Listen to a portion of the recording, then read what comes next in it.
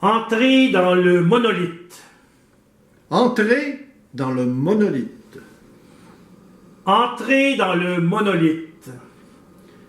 L'entrée dans le monolithe aura des implications légitimes ou illicites, c'est selon.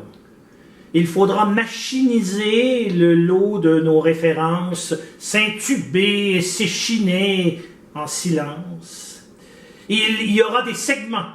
On peut aussi parler de cases, des cliquetis, des grincements, fonction des phases. On y verra du noir et du rose, des teintes de vert et bien de l'ambre, de la poésie, de la prose, des plumes qui tremblent. L'entrée dans le monolithe n'aura rien de réversible.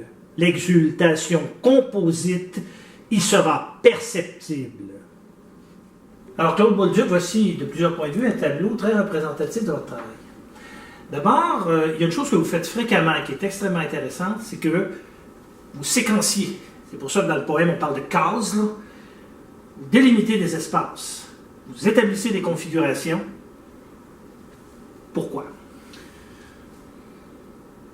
Dans le cas de ce tableau précis, bon, ça arrive très souvent, c'est vrai, que je fais ça. Dans ce cas-là précis, c'est un tableau que je voulais intemporel, c'est-à-dire qu'il ne voulait pas qu'il appartienne à aucun temps. C'est que ce soit dans l'infiniment loin dans le temps ou dans l'infiniment loin dans le futur. Alors, ça m'a fait commencer le plancher, si vous voulez, le plancher du tableau, on va l'appeler comme ça. C'est comme un espace, c'est comme si on pouvait voir au travers d'une espèce de structure où il y a toutes sortes de choses qui se passent en arrière. Puis ensuite, ça m'a donné envie aussi de faire des séquences qui sont à quelque part spatio-temporelles et différentes les unes des autres. Ça fait que c'est vrai que dans ce cas très précis-là, on peut délimiter, mis à part le monolithe lui-même, tout autour, c'est comme des morceaux temporels qui éclatent à la surface ou derrière le monolithe. Alors, l'effet de contraste, on pourrait presque dire d'antiphrase centrale, évidemment, c'est celle de la légèreté de l'oiseau et de la dimension très dure et très solide du monolithe. Entrer dans le monolithe. Qu'est-ce que c'est que ce monolithe? Bon, ben, ça, c'est inspiré du film de Stanley Kubrick, 2001, l'Odyssée de l'espace. C'est le monolithe de 2001, l'Odyssée de l'espace. Alors, comme je disais tout à l'heure, ben, ce monolithe en question, il a fait voyager dans le temps. À mesure qu'on s'approchait du monolithe, il apparaît au début du film, à l'ère des préhistoriques de l'homme, là où la connaissance arrive, là où l'arbre du bien et du mal, si vous voulez, va être tout près de s'installer, et il va jusqu'au plus loin qu'on peut imaginer dans le futur. Alors le monolithe, c'est ce qu'il représente. Voilà, c'est la crise de la connaissance, la ouais. quête oui. de l'inconnu.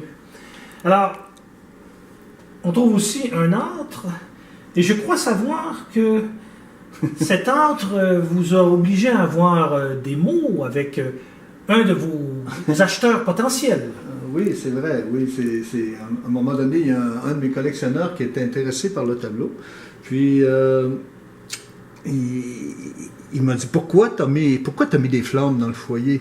Puis, il a interprété ça comme que j'avais besoin de me rassurer parce que dans le foyer original qu'on voit à la fin du film de 2001, l'Odyssée de l'espace, comme de fait, il n'y a pas de feu dans l'ordre de la cheminée, ce que je ne me souvenais pas quand j'ai fait le tableau.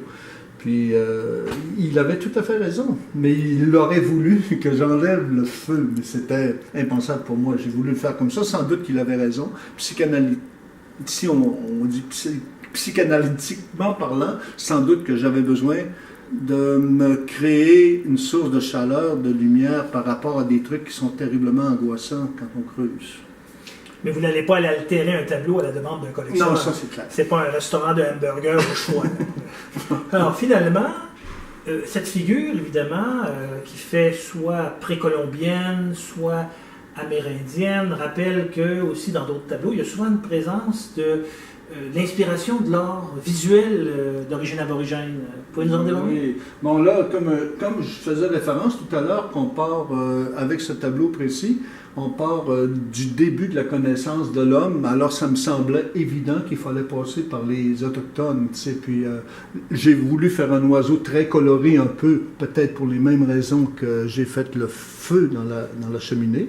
Puis aussi, si on regarde derrière le tableau, vous allez voir des images qui rappellent aussi, par exemple ici, c'est comme un personnage égyptien qu'on retrouve ici. Là, un personnage de gorille qui fait référence au tout début du film 2001, l'Odyssée de l'espace. Là, la femme poisson ici qui fait référence à l'évolution des espèces qui est partie des poissons pour arriver jusqu'à l'homme, bon, etc. Il y a toutes sortes de figures dans ce genre-là dans le tableau. Merci beaucoup, Claude Bolduc.